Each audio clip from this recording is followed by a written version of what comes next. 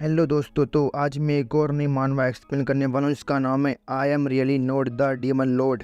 तो चलिए शुरू करते हैं। एपिसोड की शुरुआत में हमारा मैक्टर हमें इस वर्ल्ड के बारे में बताता है। किसी अननोन कारण की वजह से 20 साल पहले इस वर्ल्ड के अंदर डीमन आने लगे और उन डीमंस ने काफी सारे इंसानों को जान से मार दिया। और ये सब होने के बाद उन इंसानों में से कुछ इंसानों ने अपनी पावर्स को अवेकन किया और इन डीमंस के साथ फाइट की। और जिन लोगों ने अपनी पावर्स को अवेकन करके इन डीमंस के साथ फाइट की, उन लोगों को कहा जाने लगा डीमन हंटर्स, जो कि डीमंस का शिकार करते हैं। और इस वर्ल्ड में इंसानों को डीमंस के बीच में जिंदा रखने के लिए इंसानों ने काफी सारी हंटर अकेडमी बनाई। और ये हंटर अकेडमी लोगों की मदद करती है उनकी पावर को अवेकन करने में और उन्हें एक हंटर बनाने में। और हंटर अकेडमी के अंदर जिस भी स्टूडेंट के पास एबिलिटीज होती हैं, वो स्टूडेंट हंटर अकेडमी के अंदर काफी ज्यादा पॉपुलर होता है और उसके पास एक नोबल स्टेटस होता है। और मैं फैंक यांग, इसके पास कोई भी टैलेंट नहीं है। मैं 3 सालों से इस हंटर अकेडमी के अंदर ट्रेनिंग कर रहा हूँ, लेकिन मैं अभी तक अपनी पावर को अवेकन नहीं कर पाया। मैं बिल्कुल बेकार हूँ और इस अकेडमी में सभी लोग मुझे सबसे ज्यादा वीक कहते हैं। फिर हमें हमारे मैक्टर फैंक यांग को दिखाया जाता है, जिस जंजीरों से कुछ लोगों ने बांध रखा होता है और उसे मार रहे होते हैं। फैंक यांग सोच रहा होता है, डैम, मैंने सोचा नहीं था कि जब मेरे ग्रेजुएशन का टाइम इतना ज्यादा पास आ जाएगा तब भी ये लोग मुझे बुली करेंगे। फिर तभी एक पीले बालों वाला बंदा फैंक के चेहरे पे बैट से मारता है और हंसते हुए कहता है, फैंक तुम तो बिल्कुल बेकार हो। मैंने सोचा नहीं था कि तुम आधे घंटे तक मार खाने के बाद भी अभी भी होश में रहोगे।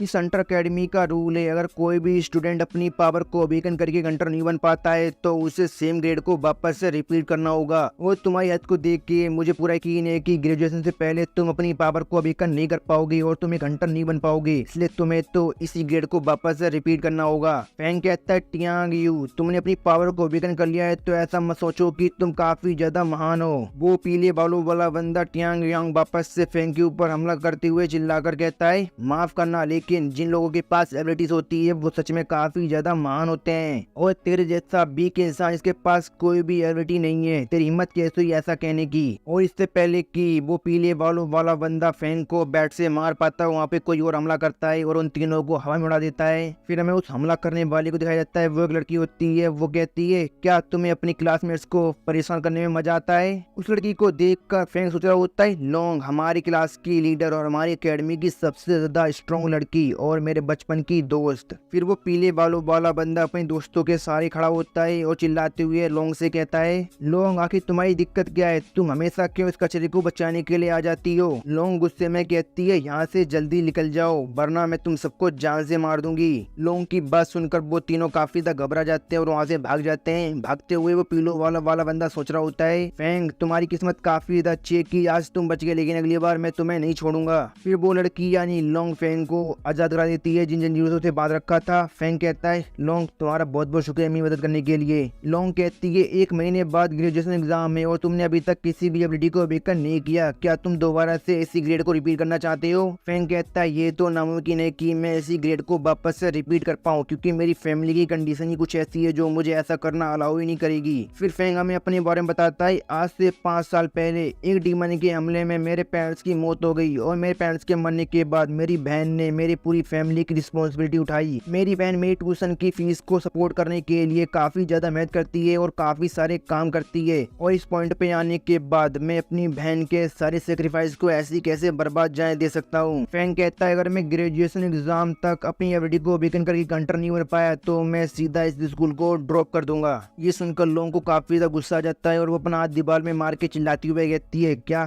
तुमने क्या कहा, फिर से कहना। क्या तुम्हारा दिमाग खराब हो गया है, तुम इतनी जल्दी गिव अप कैसे कर सकते हो। तुम्हारे पास अभी भी एक उम्मीद है, ग्रेजुएशन एग्जाम में अभी भी 1 महीना है, तुम चाहो तो 1 महीने के अंदर अपनी एबिलिटी को अवेकन करके हंटर बन सकते हो। फिर आखिर तुम इतनी जल्दी हार क्यों मान रहे हो। और हाँ, अगर तुम ग्रेजुएशन एग्जाम से पहले अपनी एबिलिटी को अवेकन करके हंटर नहीं बन पाए तो याद रखना कि तुम्हें अपनी पूरी जिंदगी ऐसी बेकार इंसान की तरह जीनी पड़ेगी। ये सुनकर फैंक हैरान हो जाता है। फिर लोग वहाँ से चली जाती है। फैंक सोच रहा होता है, लोंग बचपन से ही काफी ज्यादा स्ट्रेट फॉरवर्ड है, लेकिन उसने बिल्कुल सच कहा। मैं इतनी आसानी से हार नहीं मान सकता हूँ, मुझे पूरा जी जान लगाना होगा जिससे कि मैं अपनी एबिलिटी को अवेकन करके एक हंटर बन सकूं। फिर हमें कुछ समय बाद का सीन दिखाया जाता है। फैंक भागते हुए जा रहा होता है और मन में सोच रहा होता है, मैं 20 किलोमीटर तक भागने के बाद सीधा अपने घर पहुंच गया। मैं जानता हूँ कि अकेडमी के अंदर मैं सबसे ज्यादा वीक हूँ, लेकिन फिर भी मैं अपनी कंडीशन को बदलना चाहता हूँ। मैं एक स्ट्रॉन्ग इंसान बनना चाहता हूँ। मैं लोंग की तरह ही काफी ज्यादा पावरफुल बनना चाहता हूँ। इसीलिए अब से मैं जितनी ट्रेनिंग करता था अब मैं उसकी डबल ट्रेनिंग करूंगा और मैं अपनी बॉडी के फुल पोटेंशियल का इस्तेमाल करूंगा और मुझे यकीन है कि ये सब करने के बाद मैं अपनी एबिलिटी को अवेकन कर ही लूंगा और एक हंटर बन जाऊंगा। फैंग अभी भाग रहा होता है कि उसे सामने से कुछ लोग भाग के आते हुए दिखाई देते हैं। वो लोग चिल्ला रहे होते हैं, भागो भागो, यहाँ पे एक डीमन आ गया, जल्दी यहाँ से भागो। फिर हमें एक छोटी सी लड़की दिखाई जाता है जो रोते हुए मदद के लिए चिल्ला रही होती है और उसके पीछे एक बड़ा सा डीमन खड़ा होता है।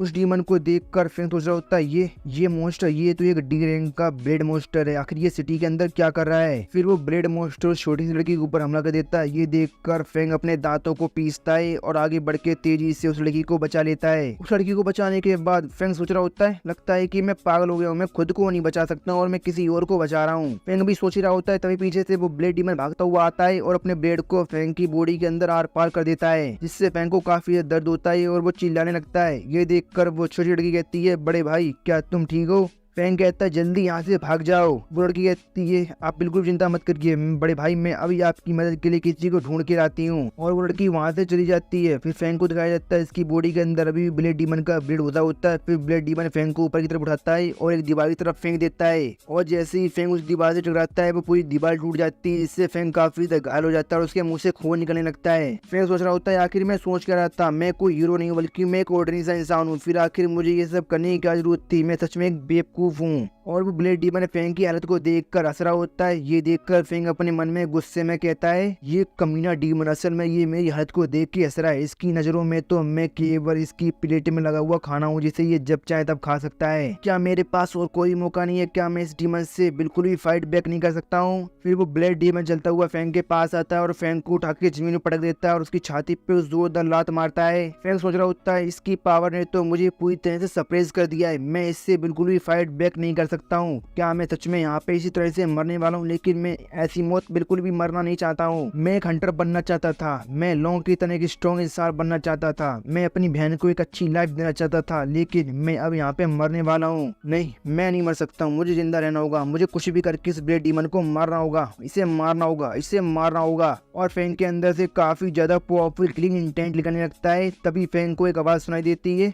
मरने से पहले तुम्हारे अंदर किसी को मारने की काफी ज्यादा स्ट्रॉन्ग इच्छा जागी है, इसीलिए तुम्हें स्लेथ डीमन के साथ मर्ज होने का मौका मिलता है। तुम्हारी जिंदगी खत्म होने से पहले क्या तुम स्लेथ डीमन के साथ मर्ज होना चाहोगे? फैंग कहता है, हाँ, ये क्या हो रहा है, मैं कहाँ पर हूँ और आखिर ये आवाज किसकी है और क्या मतलब है कि डीमन के साथ मर्ज होना है? फिर तभी फैंग के आसपास से काफी सारे हाथ बाहर निकल के आते हैं जो फैंग को पूरी तरह से कवर करने लगते हैं। ये देखकर फैंग चिल्लाने लगता है। फैंग सोच रहा होता है, आखिर ये सब हो क्या रहा है, आखिर ये किस तरह की जगह है? क्या सच में ये वही जगह है जहाँ पर लोग मरने के बाद आते हैं? क्या मैं सच में मर गया हूँ? तभी फैंग को वापस से वही बात सुनाई देती है, वार्निंग, तुम्हारे पास बस केवल 10 मिनट बचे हैं, 10 मिनट के बाद तुम मर जाओगे, इसीलिए जल्दी से फैसला करो कि तुम स्लेथ डीमन के साथ मर्ज होना चाहते हो या नहीं। फैंग चिल्लाती हुए कहता है, क्या तुम्हें लगता है कि मेरे पास के अलावा कोई और मौका है? फैंग सोच रहा होता है, क्या मेरे पास ये आखिरी मौका है? तो ठीक है, फिर मैं इसके लिए तैयार हूँ। फिर फैंग अपनी उंगली को आगे बढ़ा के स्लेथ डीमन के साथ सक्सेसफुली मर्ज हो जाता है। कांग्रेचुलेशन, आपने सक्सेसफुली अपने आप को स्लेथ डीमन के साथ मर्ज कर लिया, इसलिए आपको स्लेथ डीमन की पावर हासिल होती है। फिर बाहर साइड का सीन दिखाया जाता है जहाँ पर ब्लेड डीमन ने भी फैंग के ऊपर अपना पैर रख रखा होता है। तभी फैंग की बॉडी के अंदर से लाल रंग का धुआं निकलने लगता है जो फैंग की पूरी बॉडी को कवर कर लेता है। ये देखकर ब्लेड डीमन पीछे हट जाता है। तभी फैंग की बॉडी के आसपास से धीरे धीरे वो लाल रंग का धुआं हटने लगता है और हमें फैंग का रूप दिखाया जाता है। फैंग एक डीमन में बदल गया होता है। वही अजीब आवाज कहती है, स्लेथ डीमन फॉर्म एक्टिवेट, और फैंग पूरी तरह से डीमन में बदल जाता है। फैंग चिल्लाते हुए कहता है, क्या ये सब क्या हो रहा है, क्या मैं असल में एक डीमन बन गया? फिर अचानक से फैंग के सर में दर्द होने लगता है और वो अपना सर पकड़कर अपने मन में सोच रहा होता है, आखिर ये क्या हो रहा है, मेरे सर में अचानक से इतना दर्द क्यों होने लगा? ऐसा लग रहा है कि जैसे कोई मेरी कॉन्शियसनेस को मार के मेरी बॉडी पे कंट्रोल करने की कोशिश कर रहा है। फैंग अभी ये सोच ही रहा होता है, तभी वो ब्लेड डीमन फिर से फैंग के ऊपर हमला करने के लिए आगे बढ़ जाता है। ये देखकर वो अजीब सी आवाज फिर से फैंग से कहती है, दुश्मन, जल्दी से दुश्मन को मार दो, दुश्मन को मार दो। और वो ब्लेड डीमन फैंग के ऊपर हमला करता है, लेकिन फैंग अपने बस एक हाथ से उसके ब्लेड को पकड़ लेता है। ये देखकर ब्लेड डीमन हैरान हो जाता है। फिर फैंग उस ब्लेड डीमन को उठा के सीधा दीवार की तरफ फेंक देता है और वो ब्लेड डीमन सीधा दीवार से जाता है, जिससे पूरी दीवार टूट जाती है, जिससे ब्लेड डीमन भी थोड़ा बहुत घायल हो जाता है और उसके मुंह से खून निकलने लगता है। फिर फैंग तेजी से आगे बढ़ के उस ब्लेड डीमन को उसके गले से पकड़ लेता है और उसे घसीटते हुए दूर तक ले जाता है और एक बिल्डिंग में बैठा देता है, जिससे वो बिल्डिंग भी टूट जाती है और जिसकी वजह से ब्लेड डीमन और भी ज्यादा घायल हो जाता है और वो जोर जोर से चिल्लाने लगता है। फिर वो ब्लेड डीमन फेंग के ऊपर अपने ब्लेड से हमला करता है, लेकिन फेंग उसके हमले को आसानी से डोज कर देता है और उसके हमले को डोज करने के बाद फेंग उस ब्लेड डीमन के मुंह पे जोरदार पंच मारता है, जिससे वो ब्लेड डीमन दूर जाके गिरता है। और उन दोनों की फाइट को दो बंदे दूर से खड़े होकर देख भी रहे होते हैं। एक बंदा कहता है, हे क्या तुम वो देख रहे हो, एक डीमन दूसरे डीमन के साथ फाइट कर रहा है, ऐसा तो मैंने पहली बार देखा है। दूसरा बंदा कहता है, हाँ तुमने बिल्कुल सही कहा, मैंने भी पहली बार ही ऐसा देखा, ये बिल्कुल अनबिलीवेबल है। उन दोनों बंदों की आवाज फेंग भी सुन लेता है और फेंग उन दोनों की तरफ देखता है, जिससे वो दोनों बंदे काफी ज्यादा घबरा जाते हैं और चिल्लाने लगते हैं। फिर वही अजीब सी आवाज फेंग से कहती है, मार दो इंसानों को, मार दो, सब कुछ बर्बाद कर दो। फेंग मन में सोच रहा होता है, आखिर ये अजीब सी आवाज कैसी है जो मेरे दिमाग के अंदर बार बार आ रही है, इसकी वजह से मेरे सिर में बड़ा दर्द हो रहा है। फेंग उन दोनों बंदों से चिल्लाती हुई कहता है, तुम दोनों अगर मरना नहीं चाहते हो तो जल्दी यहाँ से भाग जाओ, वरना मैं तुम लोगों को यहीं पे जान से मार दूंगा। ये सुनकर वो दोनों बंदे काफी ज्यादा घबरा जाते हैं और वहाँ से भागने लगते हैं, लेकिन तभी एक बंदा कहता है, एक मिनट रुको। फिर उस ब्लेड डीमन को दिखाया जाता है जो अब खड़ा हो गया होता है और फेंग मन में सोच रहा होता है, भले ही मैंने अपने आप को स्लेट डीमन के साथ मर्ज कर लिया है, लेकिन मैं अभी भी अपनी इंसानियत को खोना नहीं चाहता हूँ और इंसानों को मारना नहीं चाहता हूँ। और वो ब्लेड डीमन पीछे से फेंग के ऊपर हमला करता है, लेकिन फेंग उसके हमले को पकड़ लेता है और उससे चिल्लाती हुए कहता है, लगता है कि तुझे मरने की काफी ज्यादा जल्दी है, ठीक है तो फिर मर। और फेंग उसके पेट में जोरदार पंच मारता है, इससे उसकी पूरी बॉडी शैटर हो जाती है, मतलब टुकड़ों में टूटकर हर तरफ बिखर जाती है। और ब्लेड डीमन के मारते ही वो अजीब सी आवाज कहती है, तुमने ब्लेड डीमन को जान से मारा, इसलिए तुम्हें ब्लेड डीमन की एबिलिटी हासिल होती है, एंड ब्लेड एबिलिटी। और फेंग के हाथ में भी ब्लेड डीमन की तरह ही दो बड़े से ब्लेड निकल आते हैं। ये देखकर फेंग कहता है, वाह ये तो काफी ज्यादा कमाल की पावर है, सबसे पहले अपने दुश्मनों को मारो और उसके बाद उनकी एबिलिटी को चुरा लो। इस तरह से तो मैं काफी सारे डीमनों को मार के काफी जल्दी स्ट्रॉन्ग बन सकता हूँ और काफी सारी नई नई एबिलिटी हासिल कर सकता हूँ। पहले मेरी पूरी लाइफ टर्न और ट्विस्ट से भरी हुई थी, मैंने जी तोड़ मेहनत की और अपना पूरा दम लगा दिया, लेकिन उसके बाद भी मैं कोई एबिलिटी अवेकन नहीं कर पाया और एक हंटर नहीं बन पाया, मैं पूरी तरह से बेकार था। लेकिन जैसे ही मैंने अपने आप को स्लेट डीमन के साथ मर्ज किया, उसी के साथ मुझे मेरी पहली एबिलिटी मिल गई, जो अभी मैंने अपने दुश्मन को मार के हासिल की है। फिर फेंग को दोबारा से वही अजीब आवाज सुनाई देती है, वो आवाज कहती है, स्लेट डीमन मोड डीएक्टिवेट किया जाता है। और फेंग वापस से अपने ह्यूमन फॉर्म में आ जाता है और उसके आसपास जो भी लाल रंग का धुआं होता है वो सब चला जाता है। फेंग सोच रहा होता है, तो ऐसा लगता है कि जब मेरे अंदर से लड़ने की चाहत खत्म हो जाती है तो मैं वापस से अपने ह्यूमन फॉर्म में आ जाता हूँ। जब तक मेरे अंदर लड़ने की चाहत है तब तक मैं डीमन फॉर्म में रह सकता हूँ। और यहाँ पे जिस लेवल की फाइट हुई है उसे देख के मुझे लगता है कि यहाँ पे काफी ज्यादा शोर हुआ होगा, जिसकी वजह से जल्दी यहाँ पर डीमन हंटर आते होंगे। अगर किसी को भी मेरे इस सीक्रेट के बारे में कि मैं स्लेट डीमन हूँ पता चल गया तो मुझे इस बात का डर है कि मैं एक बहुत बड़ी मुसीबत में पड़ जाऊंगा, लोग मुझे पकड़ के मेरे ऊपर एक्सपेरिमेंट करेंगे। इसलिए सबसे अच्छा ये रहेगा कि मैं जल्दी से इस जगह से निकल जाता हूँ, चाहे जो हो जाए। मैं कभी भी अपनी असली आइडेंटिटी को एक्सपोज नहीं होने दे सकता हूँ, क्योंकि अगर ऐसा हुआ तो मुझे काफी भारी कीमत चुकानी पड़ सकती है। फिर सीन शिफ्ट होता है और हमें काफी ज्यादा घिसी पिटी जगह को दिखाया जाता है, मतलब एक ऐसी जगह जहाँ पे गरीब लोग रहते हैं। फेंग भी वहीं पे रहता है। फेंग अपने घर पे वापस आ जाता है और अपने दरवाजे को खोल के कहता है, सिस्टर मैं वापस आ गया। फेंग की सिस्टर कहती है, फेंग तुम वापस आ गया, कि तुम्हें आने में इतना टाइम क्यों लग गया, रुको तुम्हें चोट लगी है। फेंग कहता है, नहीं मैं बिल्कुल ठीक हूँ सिस्टर, तुम्हें बिल्कुल भी चिंता करने की जरूरत नहीं है। असल में हुआ ऐसा था कि रास्ते में एक डीमन ने हमला कर दिया था, वो तो मैं जैसे तैसे करके वहाँ से बच के भाग आया, लेकिन उस सब के दौरान मेरे कपड़े फट गए, इसीलिए मेरी ऐसी हालत हो गई है और कुछ नहीं हुआ है। और फेंग मन में सोच रहा होता है, मेरी किस्मत काफी ज्यादा अच्छी है, जैसे ही मैंने अपने आप को स्लेट डीमन के साथ मर्ज किया मेरी सारी इंजरीज ऑटोमेटिकली हील हो गई। सिस्टर कहती है, तुम्हें अपना ज्यादा ध्यान रखना चाहिए, तुम्हें पता है ना कि पहले क्या हुआ था, हमारे मॉम डैड भी इसी तरह से काम से वापस आ रहे थे, लेकिन वो भी डीमन के हमले में मारे गए। फेंग कहता है, हाँ मुझे पता है सिस्टर, आप बिल्कुल भी चिंता मत करिए, मेरे साथ ऐसा कुछ नहीं होने वाला। सिस्टर कहती है, ठीक है चलो अब इस बारे में बात करना बंद करते हैं, जल्दी जाके नहा लो, मैंने खाना बना दिया है। फिर फेंग जाता है, नहाकर वापस आ जाता है और फेंग के सामने एक बोल रखा होता है ड्रामीन से भरा हुआ। सिस्टर कहती है, अब जल्दी से इन्हें खा लो इससे पहले कि ये ठंडे हो जाएं। फेंग अपनी सिस्टर से पूछता है, सिस्टर क्या आपने खाना खा लिया। सिस्टर कहती, नहीं अभी मैंने नहीं खाया है, तुम चिंता मत करो, जब मैं कन्वीनियंस स्टोर में काम करने के लिए जाऊंगी तो मैं कन्वीनियंस स्टोर से लेके कुछ खा लूंगी। ये सुनकर फेंग कहता है, सिस्टर बस करिए, आप हमेशा ही ऐसा करती हैं, ये मुझे बिल्कुल भी पसंद नहीं है, आप हमेशा घटिया खाना खाती हैं और मेरे लिए अच्छा खाना लेके आती हैं, ये मुझे बिल्कुल भी पसंद नहीं है। आप कम से कम अपना थोड़ा तो ध्यान रखिए और आपसे आपको मेरे लिए ये सब करने की कोई जरूरत नहीं है, आपको मेरी चिंता करने की जरूरत नहीं है। सिस्टर रोती हुई कहती है, मैं तुम्हारे लिए कुछ भी कर सकती हूँ, तुम मेरी इकलौते भाई हो, तुम मेरी इकलौती फैमिली हो, इस दुनिया में तुम्हारे अलावा मेरा और कोई भी नहीं है, इसलिए मैं तुम्हारे लिए जो कर सकती हूँ मैं वो सब करूंगी। फेंग अपनी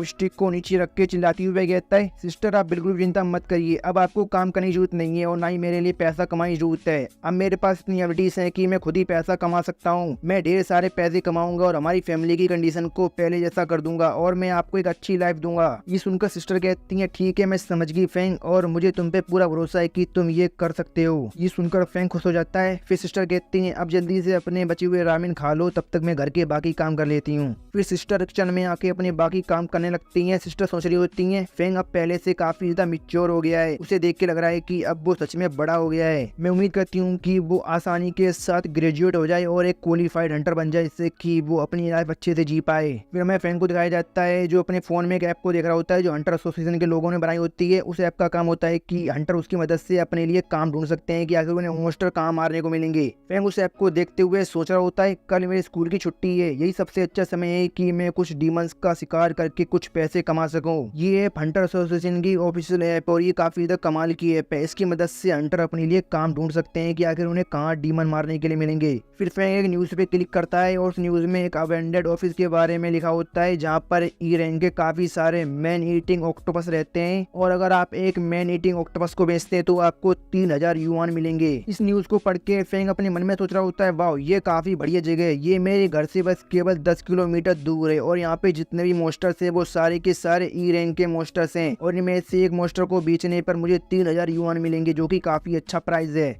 अगर मैं अपनी स्लेट डीमन की पावर का इस्तेमाल करूंगा तो मैं इनसे काफी आसानी से फाइट कर पाऊंगा, इसलिए चिंता करने की कोई बात नहीं है। लेकिन मुझे बस एक ही बात की चिंता है, मेरे अंदर जो स्लेट डीमन रहता है वो मेरे दिमाग के अंदर एक टाइम बम की तरह है, अगर मैंने थोड़ी सी भी गलती की तो वो फट सकता है, जिसके बाद हो सकता है कि मुझे काफी बड़ा नुकसान झेलना पड़े और हो सकता है कि वो स्लेट डीमन मेरी पूरी बॉडी पे कंट्रोल कर ले। हाँ, ऐसा लगता है कि इस वर्ल्ड में कुछ भी आसानी से नहीं मिलता है, चाहे जो भी हो मुझे ये करना ही पड़ेगा। मुझे अपने आप को फोर्स करना ही होगा पैसा कमाने के लिए, जिससे कि मैं अपनी फैमिली को सपोर्ट कर सकूं। फिर सीन शिफ्ट होता रहा, मैं उसी जगह को दिखाया जाता है जहाँ पर फैंग और ब्लेड डीमन की फाइट हुई थी। वहाँ पे हंटर एसोसिएशन के लोग आगे होते हैं और वो इन्वेस्टिगेशन कर रहे होते हैं। हंटर एसोसिएशन का एक हाई लेवल का ऑफिसर कहता है, क्या तुमने सारे कैमरास को अच्छी तरह से चेक कर लिया? दूसरा बंदा कहता है, अगर मैं सच कहूँ तो यहाँ पे जब ब्लेड डीमन आया था तो उसके आने की वजह से यहाँ पे जितने भी कैमरे थे वो सब टूट गए, इसलिए हमें कोई भी काम की इन्फॉर्मेशन नहीं मिली। हाई लेवल का ऑफिसर कहता है, कोई बात नहीं, तुम जितना कर सकते हो वो सब करो, हर एक चीज को इन्वेस्टिगेशन करो, किसी चीज को भी मत छोड़ना, चाहे जो हो जाए। हमें ये पता करना ही होगा कि आखिर उस ब्लेड डीमन को जान से मारा किसने।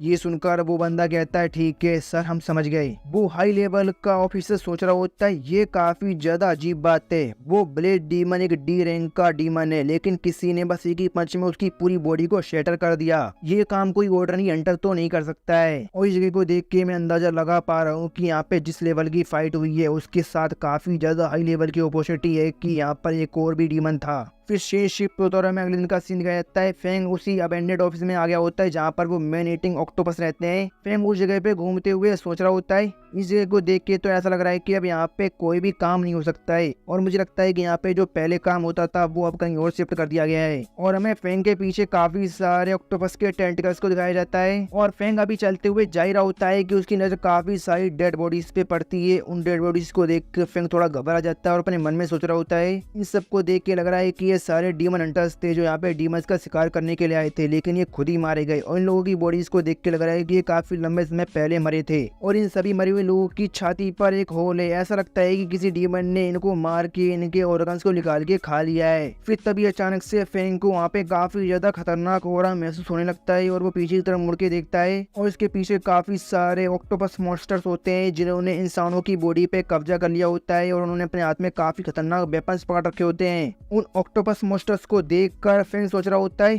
फाइनली ये लोग बाहर आ ही गए, एक क्लास के ऑक्टोपस मॉन्स्टर और इन डीमंस ने इंसानों की बॉडी पे कब्जा कर रखा है, तो ऐसा लगता है कि इनसे डील करना थोड़ा मुश्किल होने वाला है। फिर वो सारे ऑक्टोपस मॉन्स्टर फैंग के ऊपर एक साथ हमला कर देते हैं, लेकिन फैंग अपनी स्पीड की मदद से उन सबके हमले से बच जाता है और उनसे दूर हट जाता है। फैंग सोच रहा होता है, ऐसा लगता है कि जब से मैंने अपने आप को स्लेट डीमन की पावर के साथ मर्ज किया है तब से मैं अपने ह्यूमन फॉर्म के अंदर भी काफी अच्छी पावर का इस्तेमाल कर सकता हूँ। मैं अपनी बॉडी को काफी आसानी से मूव कर पा रहा हूँ और इसी के साथ मैं डीमन ओरा का भी इस्तेमाल कर पा रहा हूँ। फिर वो ऑक्टोपस मॉन्स्टर दोबारा से फैंग के ऊपर हमला करने के लिए आगे बढ़ जाते हैं। तभी फेंग को दोबारा से वही अजीब आवाज सुनाई देती है। एनिमी डिटेक्ट हुआ है, इसलिए ऑटोमेटिकली ब्लेड एबिलिटी को एक्टिवेट किया जाता है और फेंग के हाथ में दो बड़े बड़े ब्लेड निकल आते हैं, जैसे कि ब्लेड मॉन्स्टर के हाथों में थे। फेंग सोच रहा होता है क्या ऑटोमेटिकली एबिलिटी का एक्टिवेट होना, ये तो किसी एआई प्रोग्राम की तरह लग रहा है। और चलो देखते हैं कि आखिर मेरे हाथ में ये जो ब्लेड निकले हैं ये मेरे ह्यूमन फॉर्म में कितने ज्यादा पावरफुल होते हैं, क्या मैं इनसे इनको मार भी सकता हूँ या नहीं। और फेंग अपने हैंड ब्लेड की मदद से एक ऑक्टोपस मॉन्स्टर के ऊपर हमला करता है और उसकी बॉडी को काट देता है। तभी फेंग के ऊपर और भी काफी सारे ऑक्टोपस मॉन्स्टर हमला करते हैं, लेकिन फेंग उन सबको ही मार देता है और काट देता है। उन सारे ऑक्टोपस मॉन्स्टर्स को मारने के बाद फेंग सोच रहा होता है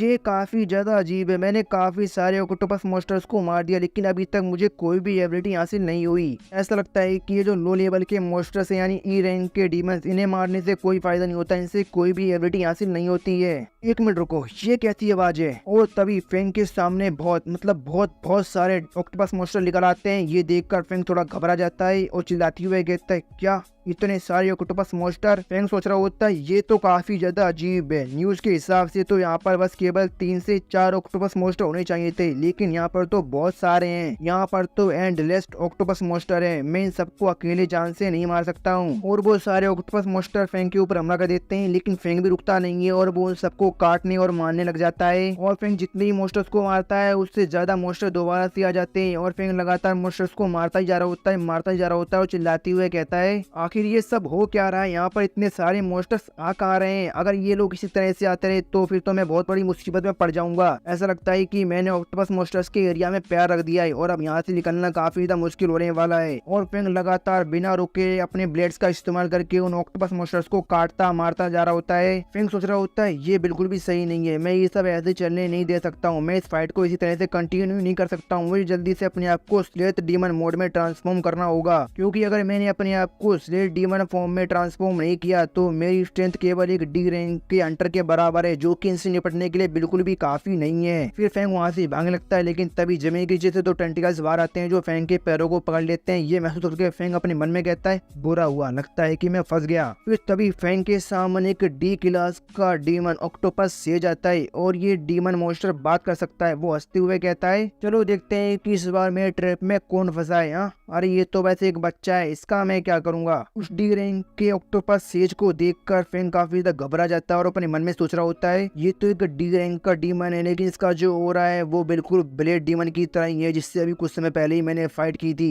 फिर वो ऑक्टोपस सेज अपने साथ के ऑक्टोपस से कहता है जल्दी से आगे बढ़ो और इसे खा जाओ। ये सुनकर फेंग हैरान हो जाता है। फिर वो सारे ऑक्टोपस मॉन्स्टर्स फेंग को चारों तरफ से कवर करने लगते हैं। ये देखकर फेंग अपने मन में कहता है अरे नहीं, मैं इस सबको ऐसे चलने नहीं दे सकता हूँ, अगर मैंने जल्दी से कुछ नहीं किया तो ये लोग तो मुझे जिंदा ही खा जाएंगे। और फिर फेंग अपने स्लेथ डीमन ट्रांसफॉर्मेशन मोड को एक्टिवेट करता है और फेंग स्लेथ डीमन में बदल जाता है। और फेंग जैसे स्लेथ डीमन में बदलता है उसके आसपास जितने भी ऑक्टोपस मॉन्स्टर होते हैं वो उन सबको अपने ब्लेड से काट देता है। वो चिल्लाते हुए कहता है तुम लोगों ने मुझे ये करने के लिए फोर्स किया है, तुम्हारी वजह से ही मुझे इस मोड में ट्रांसफॉर्म होना हुआ, अब तुम इसके अंजाम खुद ही भुगतो। और डीमन में ट्रांसफॉर्म होने के बाद फेंग अपनी ब्लेड एबिलिटी का इस्तेमाल करता है, इससे उसके हाथ पे 2 बड़े बड़े ब्लेड रहते हैं और फेंग उन ब्लेडों का इस्तेमाल करके उसके आसपास जितने भी ऑक्टोपस मॉन्स्टर होते हैं उन सबको गाजर मूली की तरह काट डालता है। फेंग को इंसान से डीमन में ट्रांसफॉर्म होते हुए देखकर वो ऑक्टोपस तेज कहता है इंटरेस्टिंग, एक इंसान डीमन में ट्रांसफॉर्म हो गया।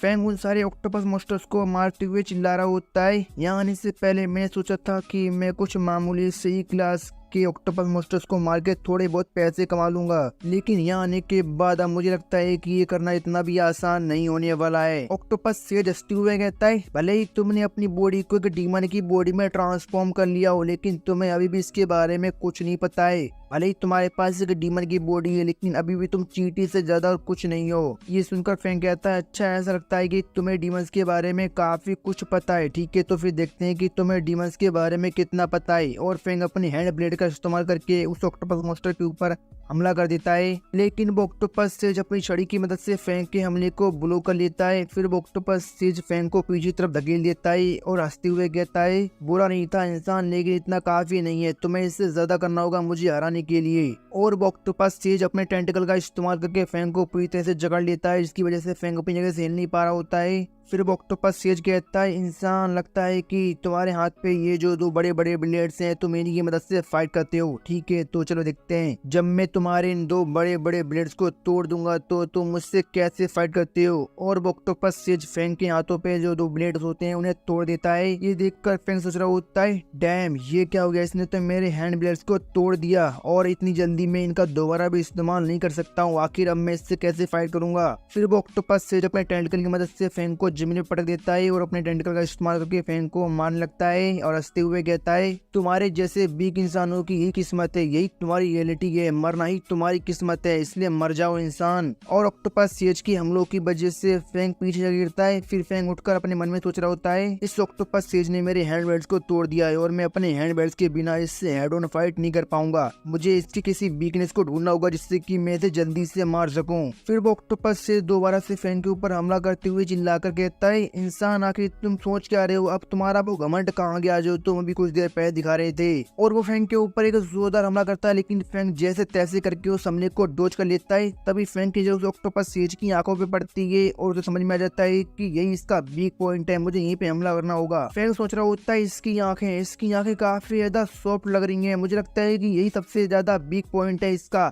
अगर मैं इसकी आंखों पे हमला करूंगा तो मैं इसे हरा सकता हूँ। अब बस मुझे एक अच्छा मौका ढूंढना है ताकि मैं इसकी आंखों पे हमला कर सकूं। फिर फैंग अपने पैर को जमीन पे पटकता है और जमीन से काफी सारी मिट्टी को उस ऑक्टोपस सेज की आंखों की तरफ फेंक देता है और वो मिट्टी सीधे जाके उस ऑक्टोपस सेज की आंखों में गिरती है। इसकी वजह से उस ऑक्टोपस सेज को कुछ दिखाई नहीं दे रहा होता है और वो चिल्लाने लगता है और चिल्लाते हुए कहता है, कमीने इंसान की तेरी हिम्मत कैसे हुई मेरे साथ ऐसी घटिया ट्रिक खेलने की। फैंग उस ऑक्टोपस सेज पे हमला करते हुए कहता है, तू एक डीमन है और तुझे मारने के लिए मुझे जो करना पड़ेगा मैं वो करूंगा, चाहे मुझे कितनी भी घटिया ट्रिक का इस्तेमाल क्यों ना करना पड़े, सबसे ज्यादा इम्पोर्टेंट तुझे मारना है। और फैंग उस ऑक्टोपस सेज के पेट में जोरदार पंच मारता है जिससे उसे काफी ज्यादा दर्द होता है और वो चिल्लाने लगता है। फिर उस ऑक्टोपस सेज ने जिस इंसान की बॉडी को कंट्रोल कर रखा था वो उसकी बॉडी को छोड़ के भागने लगता है। ये देखकर फैंग अपने मन में सोच रहा होता है, अरे नहीं, ये तो उस इंसान की बॉडी को छोड़ के भाग रहा है, लगता है कि इसकी सारी ताकत इसके दिमाग में है ना कि इसकी बॉडी में, मुझे इसके दिमाग पे हमला करना होगा। फिर फैंग एक टूटे हुए स्पीयर को उठाता है और चिल्लाते हुए कहता है, तुम्हें क्या लगता है कि तुम यहाँ से भाग सकते हो। और फैंग उस टूटे हुए स्पीयर को उस ऑक्टोपस सेज की तरफ फेंक देता है और वो टूटा हुआ स्पीयर सीधे जाके ऑक्टोपस सेज के अंदर घुस जाता है जिससे उस ऑक्टोपस सेज को काफी दर्द होता है। ऑक्टोपस सेज सोच रहा होता है, मेरी किस्मत काफी ज्यादा अच्छी है कि मेरा दिमाग पूरी तरह से बर्बाद नहीं हुआ, अब मुझे इस इंसान के सामने मरने का नाटक करना होगा जिससे कि ये मुझे यहाँ पे छोड़ के चला जाए।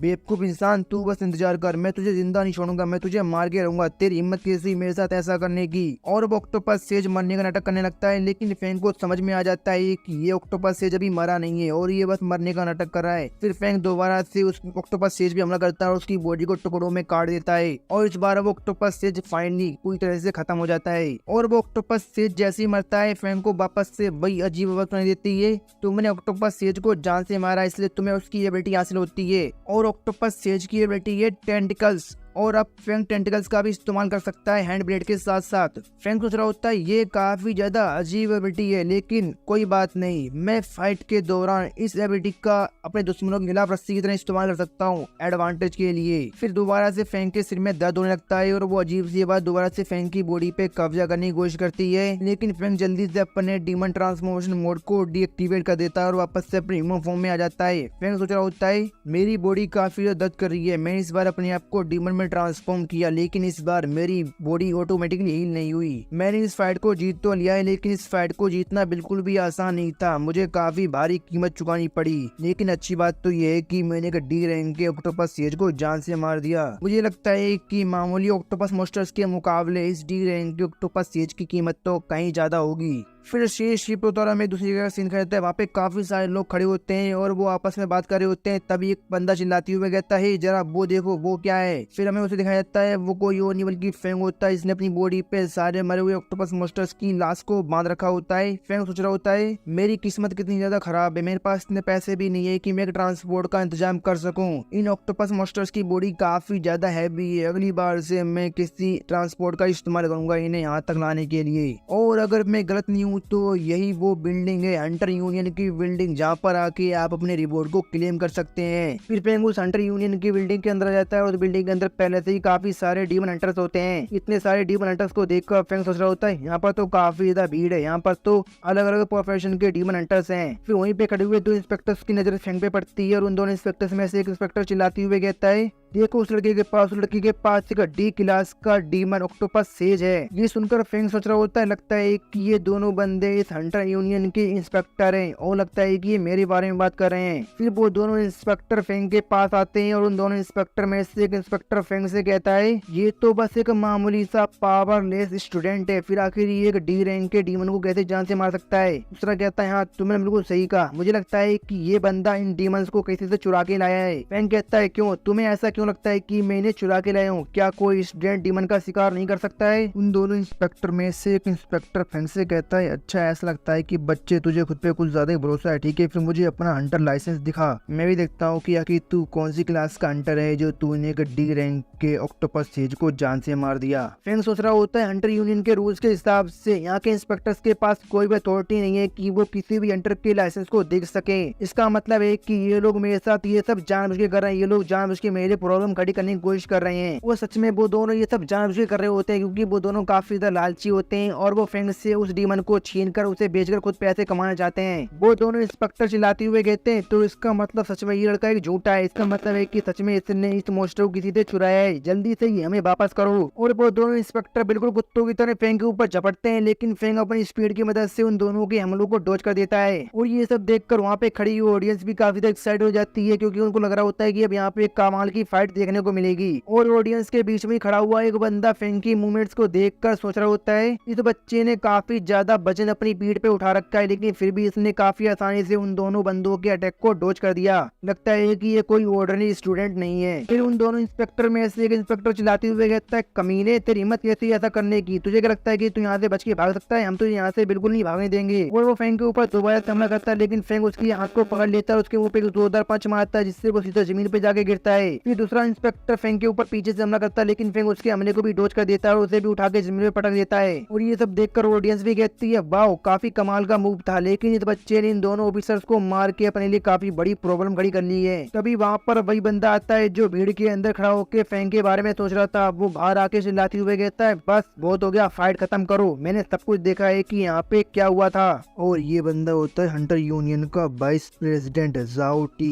वाइस प्रेसिडेंट फेंग से कहते हैं काले बालों वाले लड़के, लगता है कि तुम्हारे पास सच में इतनी ताकत है कि तुम एक डी रैंक के डीमन को जान से मार सकते हो। वो दोनों इंस्पेक्टर खड़े होके वाइस प्रेसिडेंट से शिकायत करते हुए कहते हैं वाइस प्रेसिडेंट ये बच्चा यहाँ पे प्रॉब्लम खड़ी करने की कोशिश कर रहा है, आपको जल्दी से इसके ऊपर एक्शन लेना होगा। दूसरा कहता है हाँ इसने बिल्कुल सही कहा, ये बच्चा समझता क्या है, इसे क्या लगता है कि हंटर यूनियन क्या है जो यहाँ पे आके मुसीबत खड़ी कर सकता है। और उन दोनों इंस्पेक्टर्स की बात सुनकर फेंग काफी हैरान हो गया होता है क्योंकि उसने तो कुछ किया ही नहीं था, यही तो साले थे जो सबसे पहले आगे पंगा लेने के लिए आए थे। वाइस प्रेसिडेंट उन दोनों से कहता है तुम लोगों को क्या लगता है कि मैं अंधा हूँ, क्या मुझे कुछ दिखाई नहीं देता है, तुम लोगों के पास आंखें नहीं है, तुम लोगों की ताकत को देख ही नहीं सकते हो, मैंने खुद अपनी आंखों से देखा है, सबसे पहले तुम ही लोगों ने प्रॉब्लम खड़ी की थी और अब तुम मुझसे आके शिकायत कर रहे हो। वो इंस्पेक्टर कहता है लेकिन वाइस प्रेसिडेंट चिल्लाते हुए कहते हैं कोई लेकिन वेकिन नहीं, मैं तुम दोनों को काम से निकाल दे, जल्दी यहाँ से निकल जाओ। ये सुनकर वो दोनों इंस्पेक्टर रोने लगते हैं और हंटर यूनियन के अंदर से दो एम्प्लॉय माइनस हो जाते हैं। फिर वाइस प्रेसिडेंट फेंग के पास अगर कहते हैं तुम्हारे पास काफी कमाल की स्किल है, लगता है कि तुम्हारे पास जो हंटर एबिलिटीज हैं वो काफी ज्यादा कमाल की होंगी, क्यों मैंने सही कहा ना। फेंग कहता है एबिलिटी, अगर मैं सच कहूँ तो मेरे पास कोई भी हंटर एबिलिटी है ही नहीं। और फेंग मन में सोच रहा होता है भले ही मेरे पास दो एबिलिटीज हैं लेकिन वो मेरे डीमन फॉर्म की एबिलिटीज है जिनको मैं बाहर ऐसे इस्तेमाल नहीं कर सकता हूँ वरना मैं एक्सपोज हो जाऊंगा। और फेंग की बात सुनकर कि फेंग के पास कोई भी हंटर एबिलिटी नहीं है, वहाँ पे खड़ी ऑडियंस काफी ज्यादा शॉक हो जाती है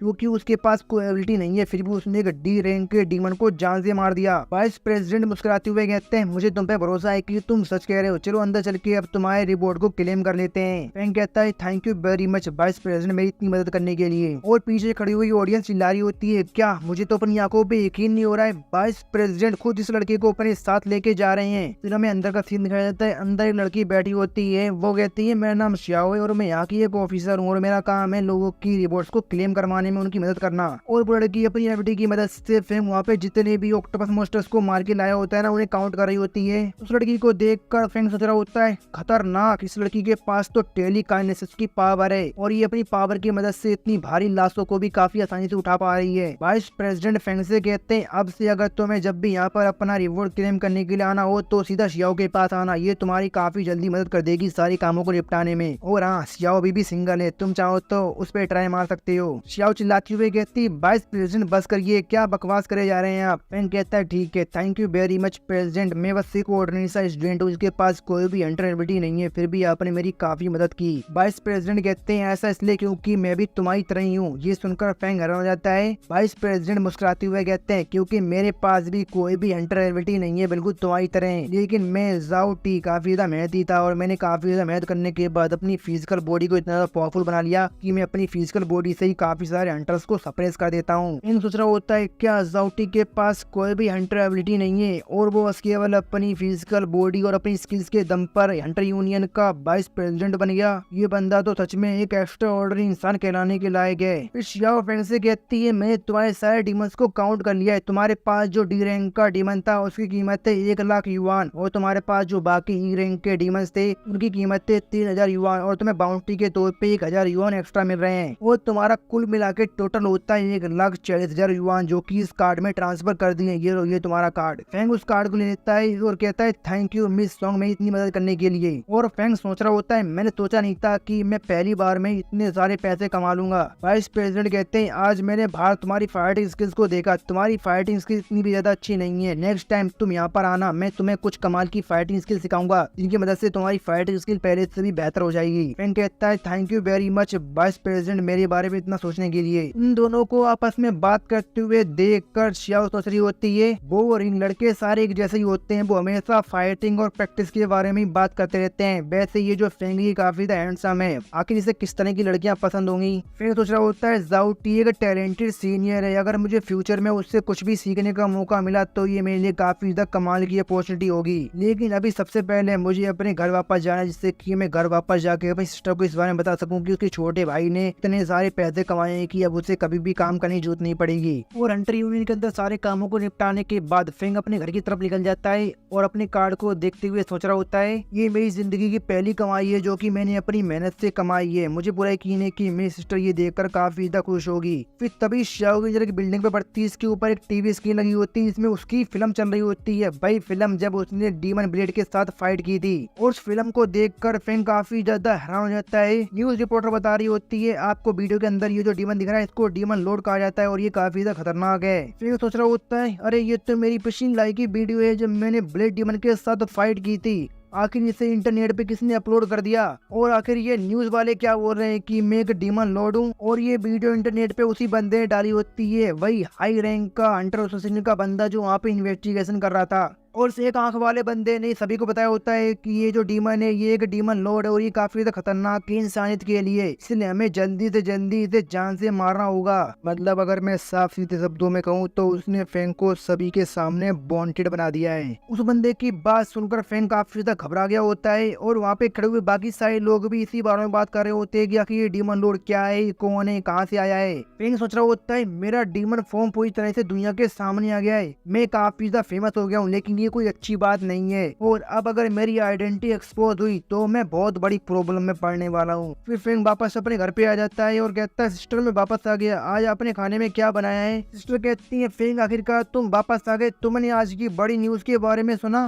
फेंग कहता है, हाँ मैंने उसके बारे में सुना। सिस्टर फेंग को उसकी डीमन फॉर्म की फोटो दिखाती हुए कहती है, देखो जरा इस वीडियो के अंदर तुम्हें ये जो डीमन दिख रहा है ये काफी ज्यादा खतरनाक डीमन है और इसको डीमन लॉर्ड कहा जाता है, तुम्हें इससे हमेशा बच के रहना है। अब सिस्टर को कौन बताए कि वो जिसे बता रही है वो खुद ही वो डीमन है। फेंग सोच रहा होता है, अरे नहीं यार, अब मेरी सिस्टर को भी इस बारे में पता चल गया है, अब तो मेरे लिए मुश्किलें और भी ज्यादा बढ़ने वाली हैं। फेंग कहता है, छोड़िए सिस्टर इस सब के बारे में, ये सब फालतू की बकवास है। ये देखिए इस कार्ड के अंदर 1,40,000 युआन है जो कि मैंने आज कमाए हैं। सिस्टर कहती है क्या सच में इस कार्ड के अंदर 1,40,000 युआन है? फैंग कहता है हाँ आपने बिल्कुल सही कहा, इसके अंदर 1,40,000 युआन है जो कि मैंने आज डीमंस को मार के कमाए हैं। और आप बिल्कुल चिंता मत करिए, मैं जल्दी काफी ज्यादा स्ट्रॉन्ग बन जाऊंगा। इसके बाद में काफी सारे डीमंस को मार के काफी सारे पैसे कमाऊंगा और मैं हमारे घर की हालत को बिल्कुल बदल दूंगा। सिस्टर कहती है तो इसका मतलब है कि तुमने अपनी हंटर पावर को अवेकन कर लिया है, क्यों मैंने सही कहा ना? फैंग कहता है हाँ ऐसा ही कुछ। सिस्टर कहती है क्या तुम्हें दर्द हो रहा है? मुझे पता है डीमंस के साथ फाइट करना काफी ज्यादा खतरनाक है, क्यों मैंने सही कहा ना? सिस्टर सोच रही होती है कितनी ज्यादा बुरी बात है, मेरे छोटे से भाई को इतनी सारी मुश्किलों का सामना करना पड़ रहा है। फैंग कहता है सिस्टर आप बिल्कुल भी चिंता मत करिए, मैं बिल्कुल ठीक हूँ, आप बस इन पैसों को अपने पास रखिए। सिस्टर कहती है ठीक है, फिर मैं इन पैसों का इस्तेमाल करके हमारे ऊपर जितना भी कर्जा है मैं उस सारे कर्जे को चुका दूंगी। हमारे पेरेंट्स के मरने के बाद हमने अपने रिश्तेदारों से काफी सारा पैसा लिया था, इसलिए हमारे ऊपर काफी सारा कर्जा है। फैंग कहता है सिस्टर अब जब आपने पेरेंट्स के बारे में कहा ये तो मैं जानना चाहता हूँ कि हमारे मॉम डैड को किस डीमन ने जान से मारा था। सिस्टर कहती है अगर मैं सच कहूँ तो ये चीज तो आज भी एक मिस्ट्री बनी हुई है। जहाँ तक मुझे पता है इन्फॉर्मेशन के हिसाब से हमारे मॉम डैड को जिस डीमन ने मारा था वो एक फायर डीमन है जो पूरी तरह से फायर से कवर रहता है। और उस डीमन ने हमारे मॉम डैड के साथ सड़क पे जितने भी लोग थे उन सबको जला के मार दिया और उन सबको जान से मारने के बाद वो डीमन वहाँ से गायब हो गया। उसके बाद उस फायर डीमन के बारे में कभी भी कुछ भी पता नहीं चला, बस मुझे इतना ही पता है। ये सुनकर फैंग सोच रहा होता है अच्छा ऐसी बात है क्या, लगता है कि ये डीमन कुछ तो है, कोई बात नहीं, एक बार मैं अच्छी तरह से स्ट्रॉन्ग बन जाऊं फिर मैं अपने मॉम डैड की मौत का बदला जरूर लूंगा उस डीमन से। और मुझे लगता है कि जाउटी जो कि हंटर यूनियन के वाइस प्रेसिडेंट है उनके पास काफी सारा एक्सपीरियंस होगा, इसलिए उन्हें तो इस बारे में जरूर पता होगा। अगली बार जब मैं हंटर यूनियन में जाऊंगा तो मैं उनसे इस बारे में जरूर बात करूंगा। फैंग अभी इस बारे में सोच रहा होता है कि तभी सिस्टर अपना हाथ आगे बढ़ा के उसके गालों पे रखती हैं और उससे कहती हैं हमारे पास इतनी स्ट्रेंथ नहीं है कि हम अपनी पेरेंट्स की मौत का बदला ले सकें, इसलिए तुम्हें इस बारे में नहीं सोचना चाहिए, हमें बस केवल शांति से जीना है। फैंग कहता है हाँ सिस्टर मैं समझ गया। फिर शीर शिप उतारो में दिन का सिद्ध गया था। फैंग भागते हुए जा रहा होता है और चिल्लाते हुए कहता है डैम मैं फिर से लेट हो गया, कल पैसा कमाने में मैं इतना ज्यादा बिजी हो गया कि मैं भूल ही गया था कि आज मेरी क्लास है। और फैंग काफी तेजी से भागता हुआ जा रहा होता है, इतनी तेजी से कि वो रास्ते में आने वाले सभी लोगों के कपड़े उड़ा देता है। और फाइनली भागते भागते फैंग अपनी क्लास में पहुंच ही जाता है और इसकी क्लास के अंदर जितने भी स्टूडेंट्स होते हैं वो सब भी उसी डीमन लॉर्ड के बारे में यानी फैंग के बारे में ही बात कर रहे होते हैं। अपने सभी क्लासमेट्स की बात सुनकर फैंग अपनी जगह पे बैठ कर सोच रहा होता है अरे नहीं अब मेरे सारे क्लासमेट्स को भी इस बारे में पता चल गया है, आखिर मेरी जिंदगी इतनी ज्यादा मुश्किल क्यों है, इन लोगों को समझ में क्यों नहीं आता है कि मैं कोई डीमन लॉर्ड नहीं हूँ, मैं बस एक ऑर्डिनरी सा इंसान हूँ। तभी फैंग को किसी की आवाज सुनाई देती है तुम तो पहले से काफी ज्यादा चेंज हो गई हो। वो लोंग होती है, लोंग कहती है तुम पहले से काफी ज्यादा स्ट्रॉन्ग लग रहे हो, 2 दिन पहले जितने ज्यादा कमजोर थे आज तुम उससे थोड़े स्ट्रॉन्ग लग रहे हो। फैंग हंसते हुए कहता है क्या सच में? नहीं ऐसा तो कुछ भी नहीं है, तुम्हें शायद कोई वहम हो रहा होगा। और फैंग सोच रहा होता है लोंग की आंखें तो काफी ज्यादा तेज है, उसने तो काफी जल्दी मुझे पकड़ लिया। तभी वहाँ पर भाई पीले वालों वाला बंदा आ जाता है जो हमें एपिसोड की शुरुआत में दिखाया गया था। वो कहता है ओह देखो तो सुबह लव बर्ड्स बात करने लगे। लोंग कहती है लगता है कि मैंने पिछली बार तुम्हें जो लेसन सिखाया था वो तुम्हारे लिए काफी नहीं था, लगता है कि मुझे तुम्हें आज भी एक लेसन सिखाना पड़ेगा। फैंग लोंग को रोकते हुए कहता है लोग शांत हो जाओ, तुम्हें इन जैसे बेकार लोगों पे ध्यान देने की कोई जरूरत नहीं है, ये लोग तो बस गोल्ड रिट्रीवर हैं। गोल्ड रिट्रीवर मतलब ये डॉग की एक ब्रीड होती है। पीले वालों वाला बंदा चिल्लाते हुए कहता है क्या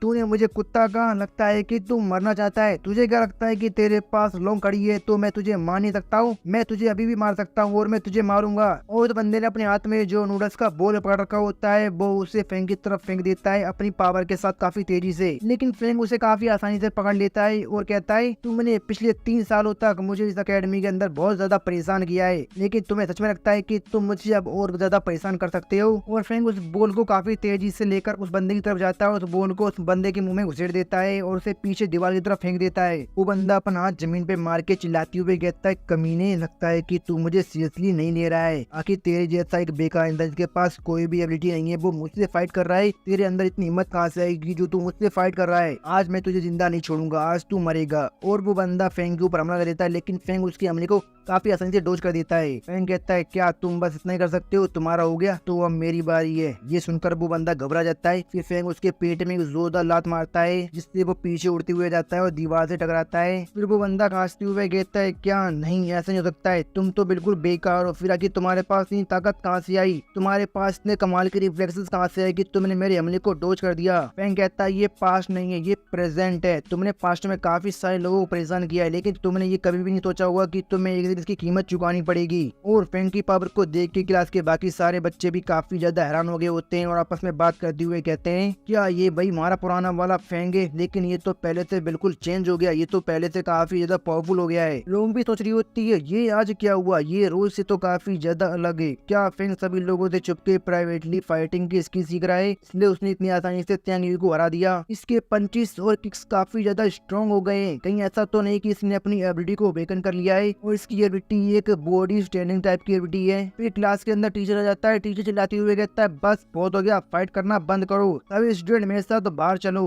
अकेडमी ने तुम्हारे लिए एक हंटर टेस्ट को ऑर्गेनाइज किया है, तुम्हें आज उस टेस्ट को देना होगा। ये सुनकर सारे स्टूडेंट काफी ज्यादा घबरा जाते हैं और चिल्लाते हुए कहते हैं, क्या एक डीमन हंटिंग टेस्ट, क्या हमें अब असली डीमंस के साथ फाइट करनी होगी। फिर त्यांग यू को दिखाया जाता है जो वापस से अपने दोस्तों के सहारे खड़ा होता है और फेंग से चिल्लाते हुए कहता है, मैं इसे कभी भी नहीं भूलूंगा, तूने आज मेरे साथ जो किया है, मैं तुझे छोड़ूंगा नहीं। लेकिन फेंग उसकी बात का कोई जवाब नहीं देता है। फिर वो पागलों की तरह हंसते हुए कहता है, इस बार मैं केयरलेस था, लेकिन अगली बार ऐसा नहीं होगा। मैं कोई ऐसा बंदा नहीं हूँ जो अपने बदले को भूल जाए, मैं बदला लेके रहता हूँ, तू बस मेरा इंतजार कर फेंग, मैं तुझसे अपना बदला लेके रहूंगा। फेंग भी सोच रहा होता है, ये बंदा लगता है कि ये बंदा इतनी आसानी से मेरा पीछा नहीं छोड़ने वाला, मुझे किसी मौके को ढूंढ के जल्दी से जल्दी इसका काम तमाम करना होगा। फिर हमें अकेडमी के माउंटेन का सीन दिखाया जाता है जहाँ पर एक बड़ा सा गेट लगा होता है और उस गेट के पास ही सारे स्टूडेंट खड़े होते हैं। टीचर चिल्लाती हुए कहता है, सभी लोग मेरी बात ध्यान सुनो, तुम्हारा ग्रेजुएशन एग्जाम जल्दी आने वाला है, इसलिए तुम्हारे लिए इस हंटर टेस्ट को रखा गया है। अगर तुम लोग इस डीमन हंटिंग टेस्ट के अंदर अच्छे ग्रेड्स लाते हो तो इससे तुम्हारा ग्रेजुएशन एग्जाम भी काफी ज्यादा अच्छा जाएगा। और तुम्हें अपने पीछे ये जो माउंटेन दिख रहा है, इस माउंटेन के अंदर काफी सारे एफ क्लास के ग्रास मॉन्स्टर्स हैं। तुम उन मॉन्स्टर्स को मार के उनके एसेंस को ऑब्जर्व कर सकते हो, जिससे तुम्हारा एप्टीट्यूड अच्छा होगा। टीचर की बात सुन के वो सारे स्टूडेंट काफी ज्यादा खुश हो जाते हैं, क्योंकि अब उन्हें बस केवल एफ क्लास के डीमंस से फाइट करनी होगी, क्योंकि ये सारे स्टूडेंट भी ज्यादातर ई क्लास के हंटर्स हैं, इसलिए ये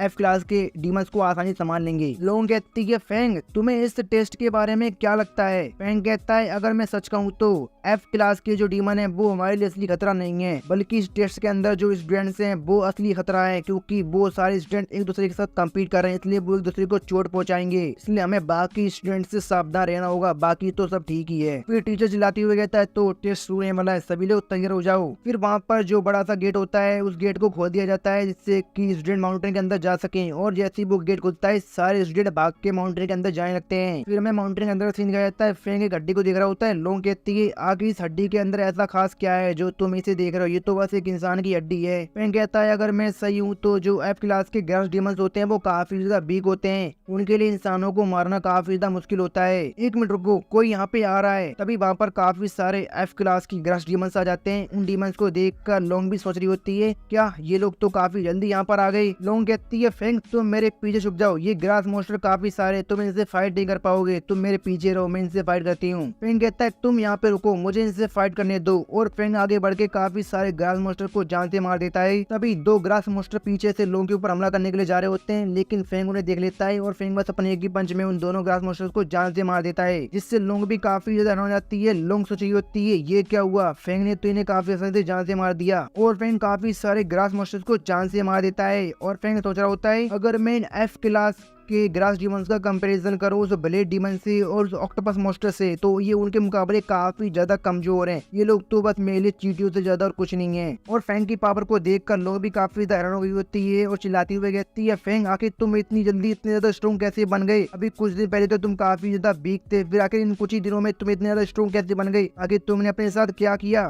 फेंग कहता है, क्या मैं बदल गया हूँ, नहीं ऐसा तो कुछ भी नहीं है, तुम कुछ ज्यादा सोच रही हो। चलो सबसे पहले हम ग्रास डीमंस के एसेंस को ऑब्जर्व कर लेते हैं जिन्हें हमने अभी मारा है। फिर वो दोनों उन मरे हुए ग्रास डीमंस के एसेंस को ऑब्जर्व करने लगते हैं। तभी लोग कुछ देखकर हैरान हो जाती है, क्योंकि सामने से कुछ स्टूडेंट भागते हुए आ रहे होते हैं और वो चिल्ला रहे होते हैं, जल्दी यहाँ से भागो, जल्दी यहाँ से भागो, यहाँ पे एक डीमन आ रहा है। लोग कहती है, मुझे तो इस बात का एहसास ही नहीं हुआ, यहाँ पर तो एक और डीमन आ रहा है। कोई बात नहीं, इस बार तुम आराम करो फेंग, इस बार मैं फाइट करूंगी। फेंग कहता है, एक मिनट रुको, नहीं ये कोई मामूली डीमन नहीं है, बल्कि ये तो एक डी रैंक का ट्री डीमन है। फिर उस ट्री डीमन को दिखाया जाता है जो काफी ज्यादा खतरनाक और रिलीज करते हुए उन लोगों की तरफ आ रहा होता है। उस ट्री डीमन को देखकर लोग कहती है, क्या ये एक डी रैंक का ट्री डीमन है, लेकिन ऐसा कैसे हो सकता है, ये तो बस एक ई रैंक का टेस्ट है, फिर आगे यहाँ पे एक डी रैंक का डीमन कैसे आ सकता है। फेंग लोगों के कंधे पे हाथ रख के कहता है, अभी हमारे पास इस सब के बारे में सोचने का समय नहीं है, सबसे पहले हमें यहाँ से निकलना होगा। और लोग सोच रही होती है, ये पहली बार है जब फेंग ने मुझे टच किया है। फिर तभी वहाँ वहाँ पर त्यांग यून आ जाता है और वो चिल्लाते हुए कहता है केवल कमजोर लोग ही डीमंस को देख के भागते हैं। जो असली डीमन हंटर होते हैं वो डीमन को देख के कभी नहीं भागते हैं, बल्कि वो अपनी आखिरी सांस तक डीमन के साथ फाइट करते हैं। और वो तीनों उछल के सीधा ट्री डीमन के सामने रहते हैं। ये देखकर लोंग कहती है फेंग मुझे लगता है कि तुमने त्यांग यून को कुछ ज्यादा ही पीट दिया है, जिसकी वजह से उसका दिमाग खराब हो गया, इसलिए वो ऐसी बातें कर रहा है। त्यांग यून हंसते हुए कहता है ये तो बस एक मामूली सा डीमन है, इससे डरने की क्या जरूरत है। चलो आज मैं तुम्हें दिखाता हूँ कि एक हाई लेवल के डीमन को कैसे मारा जाता है। और वो मन में सोच रहा होता है यही सबसे अच्छा मौका है लोंग को अपनी ताकत दिखाने का, जिससे कि लोंग फेंग को छोड़ के मेरे पास आ जाए। और इस बंदे को बिल्कुल भी अंदाजा नहीं है कि एक डी रैंक का डीमन क्या चीज होता है। वहीं पे पेड़ों के पीछे बाकी स्टूडेंट भी छुपे होते हैं। वो त्यांग यून की बात सुनकर कहते हैं त्यांग यून ने बिल्कुल सही कहा, ये तो बस एक डी रैंक का डीमन है। मुझे पूरा भरोसा है कि त्यांग यून के पास इतनी पावर है कि वो आसानी से इस ट्री डीमन को जान से मार देगा।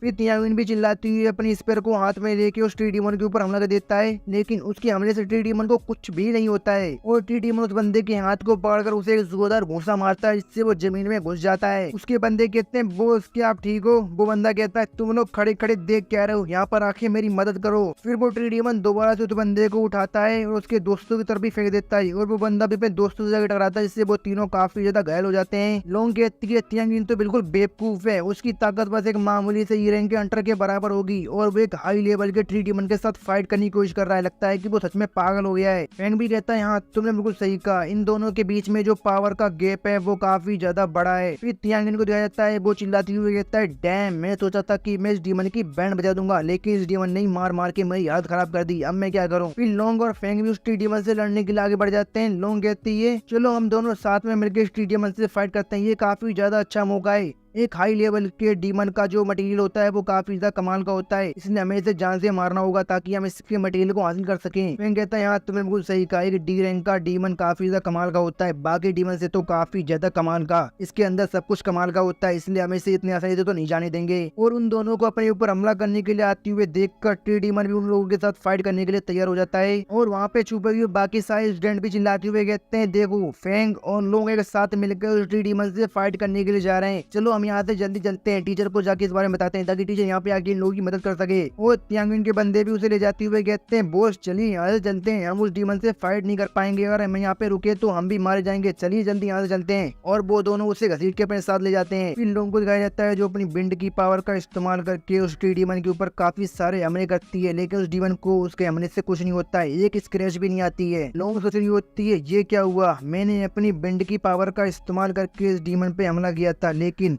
इस डीमन को तो स्क्रैच भी नहीं आई। फेंग सोच रहा होता है इस ट्री डीमन की बॉडी काफी ज्यादा हार्ड है, बिल्कुल किसी आर्मर की तरह, अगर मुझे इसे तोड़ना है तो मुझे इसकी बॉडी के अंदर किसी छेद को ढूंढना होगा। फिर वो ट्री डीमन भी उन दोनों के ऊपर एक काफी ज्यादा पावरफुल हमला करता है, जिससे फेंग काफी मुश्किल से बचता है। फेंग सोच रहा होता है मैं अपने ह्यूमन फॉर्म के अंदर इस ट्री डीमन को नहीं हरा पाऊंगा, और लोगों के यहाँ पे रहते मैं अपने आप को डीमन फॉर्म में ट्रांसफॉर्म नहीं कर सकता हूँ, वरना मेरा भांडा फूट जाएगा। फिर लोगों को दिखाया जाता है वो भी उस ट्री डीमन के हमले से काफी मुश्किल से बचती है। लोग सोच रही होती है मेरी ताकत एक ई रैंक के डीमन हंटर के बराबर है, लेकिन फिर भी मैं इसे चोट तक नहीं पहुंचा पा रही हूँ। तभी फेंग लोंग के पास आकर कहता है हमारे पास समय नहीं है बर्बाद करने के लिए, सबसे पहले तुम यहाँ से जल्दी निकलो। और फेंग लोंग को आगे की तरफ पुश कर देता है। तभी वो ट्री डीमन भी अपना हमला करता है, और इस बार एक ऐसा हमला करता है जिसकी वजह से जमीन से काफी सारी लकड़ियां निकलने लगती है, जिससे लोंग और फेंग के बीच का रास्ता ब्लॉक हो जाता है। फेंग चिल्लाते हुए कहता है जल्दी यहाँ से जाओ, वापस मुड़ के मत देखना, इस डीमन को मुझ पे छोड़ दो, मैं इसे संभाल लूंगा। लोग कहते हैं नहीं फेंग रुको,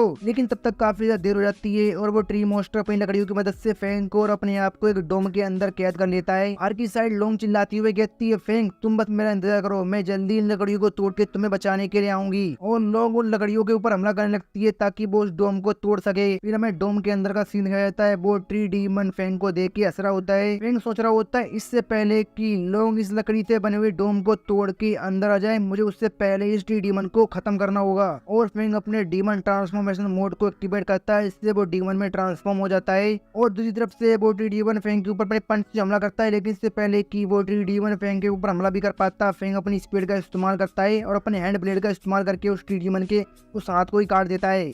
जिससे उस ट्री डीमन को काफी ज्यादा दर्द होता है, लेकिन क्योंकि वो एक ट्री डीमन है इसलिए वो अपने हाथ को वापस से रीजनरेट कर लेता है। ये देखकर फेंग भी हैरान हो जाता है। फेंग सोच रहा होता है मुझे जल्दी से जल्दी इस ट्री डीमन को जान से मारना होगा, इससे पहले कि लोंग यहाँ पर आ जाए और मेरा भांडा फूट जाए। फिर फेंग काफी तेजी से आगे बढ़ता है, उस ट्री डीमन के कंधे पे हमला करता है, इससे उस ट्री डीमन के कंधे पे कट आ जाता है और ट्री डीमन भी फेंग के ऊपर वापस से वही वाला हमला करता है। इसकी वजह से जमीन से काफी सारी लकड़ियां निकलने लगती हैं। ये देखकर फेंग कहता है यही मेरा मौका है, अभी मुझे इस पे हमला करना होगा। और फेंग अपनी टेंटिकल एबिलिटी को और अपनी ब्लेड एबिलिटी को एक साथ फ्यूज कर लेता है, जिससे उसका टेंटिकल ब्लेड बन जाता है। और फेंग अपने टेंटिकल ब्लेड से उस ट्री डीमन के ऊपर एक जोरदार हमला करता है और फेंग का टेंटिकल ब्लेड सीधा उस ट्री डीमन की बॉडी को फाड़ के आगे निकल जाता है और उसको वहीं पे काम तमाम हो जाता है। और ट्री डीमन के मरते ही फेंग को वापस से वही अजीब आवाज सुनाई देती है, तुमने ट्री डीमन को मारा इसलिए तुम्हें उसकी एबिलिटी हासिल होती है और उसकी एबिलिटी है थ्रोन। और इसी के साथ तुम्हें एक एडिशनल एबिलिटी भी हासिल होती है और वो एबिलिटी है रीजनरेशन की एबिलिटी। फेंग सोच रहा होता है ये थोड़ा सा अलग है, नॉर्मली तो मैं जब भी डीमंस को मारता हूँ तो मुझे बस केवल एक ही एबिलिटी हासिल होती है, लेकिन इस बार मुझे एक एडिशनल एबिलिटी हासिल हुई है जो की रीजनरेशन की एबिलिटी है। फिर फेंग की जो ट्री डीमन के एसेंस पे पड़ती है, फेंग उस एसेंस के पास जाके सोच रहा होता है सच में एक हाई लेवल के डीमन का मटेरियल काफी ज्यादा कमाल का होता है, ये एसेंस मेरे लिए परफेक्ट है मेरी पोटेंशियल को बढ़ाने के लिए। और फेंग उस एसेंस को एब्जॉर्ब करने लगता है, लेकिन तभी वहाँ पे एक जोरदार धमाका होता है और वहाँ पे लोंग आ जाती है। लोंग कहती है फेंग तुम बिल्कुल भी चिंता मत करना, मैं तुम्हें बचाने के लिए आ गई हूँ। क्या तुमने उस ट्री डीमन को पहले ही मार दिया? ये सुनकर फेंग हंसने लगता है। फेंग कहता है हाँ तुमने बिल्कुल सही कहा, अभी हाल ही में कुछ समय पहले ही मैंने अपनी एबिलिटी को अवेकन किया है और मेरी एबिलिटी बॉडी स्ट्रेनिंग टाइप की है, जिसकी वजह से मेरी पावर काफी ज्यादा बढ़ गई है और अगर उस ट्री डीमन ने मुझे हल्के में नहीं लिया होता तो शायद मैं उसे हरा भी नहीं पाता। लोंग कहती है लेकिन ये तो काफी ज्यादा अजीब बात है, तुम तो एक मामूली से लड़के थे जिसके पास कोई भी टैलेंट नहीं था, फिर आखिर तुम बस इन कुछ ही दिनों में इतने ज्यादा पावरफुल कैसे बन गए? भला इस चीज पे कोई कैसे भरोसा कर सकता है? फेंग कहता है ये तो बस एक डी रैंक का डीमन था, ये इतना भी ज्यादा पावरफुल नहीं है। इस वर्ल्ड के अंदर ए क्लास के अवेकनर्स भी होते हैं और एस क्लास के अवेकनर्स भी होते हैं, उनके मुकाबले तो हम कुछ भी नहीं है। लोग कहती है हाँ तुम्हें बिल्कुल सही कहा, लगता है कि मेरी सोच काफी ज्यादा छोटी हो गई है, कोई बात नहीं, चलो सबसे पहले इस फोर्स से बाहर निकलते हैं। और टेस्ट के खत्म होने के बाद टीचर लोंग और फेंग की तारीफ करते हुए कहते हैं मेरे सारे स्टूडेंट्स मेरी बात ध्यान सुनो, आज फेंग और लोंग ने काफी ज्यादा महान काम किया, इसलिए मैं इन्हें क्लास का रिप्रेजेंटेटिव बनाता हूँ। ये दोनों काफी ज्यादा बहादुर है, इन दोनों ने मिलकर ही अकेले ट्री डीमन का सामना किया और उससे बिल्कुल भी डर के नहीं भागे और तो उसे जान से भी मार दिया। टीचर की बात सुनकर सारे स्टूडेंट काफी ज्यादा हैरान हो जाते हैं और चिल्लाते हुए कहते हैं क्या फेंग, अरे ये तो बिल्कुल बेकार है। टीचर आखिर आप इसकी इतनी ज्यादा रिस्पेक्ट क्यों कर रहे हैं? मुझे पूरा यकीन है कि उस ट्री डीमन को लोंग ने मारा होगा, ये तो बस लोंग के हिस्से का क्रेडिट खा रहा है। और पीछे खड़ा हुआ त्यांगुन भी सोच रहा होता है ये कमीना फेंग, मैंने सोचा था कि मैं उस ट्री डीमन को मार के सभी के सामने हीरो बन जाऊंगा, लेकिन ये सभी के सामने हीरो बन गया। तभी वहाँ पर हंटर एसोसिएशन का एक बंदा आता है और वो कहता है क्या यही फेंग की क्लास है? अगर हाँ तो फेंग से कोई बाहर मिलने के लिए है, मेरे साथ चलो। फेंग सोच रहा होता है क्या मुझसे कोई मिलने के लिए आए? क्या ये मेरी सिस्टर हो सकती है? नहीं, मेरी सिस्टर तो मुझसे मिलने के लिए अभी नहीं आएगी, मुझे पता नहीं क्यों काफी ज्यादा बुरी फीलिंग आ रही है। फिर हमें उस बंदे को दिखाया जाता है जो फेंग से मिलने के लिए आया होता है, वो वही एक आंख वाला बंदा होता है जो टीवी पे फेंग के बारे में बता रहा था। उस बंदे को देखकर फेंग सोच रहा होता है ये तो वही व्हाइट बालों वाला बंदा है लोंग वुल्फ,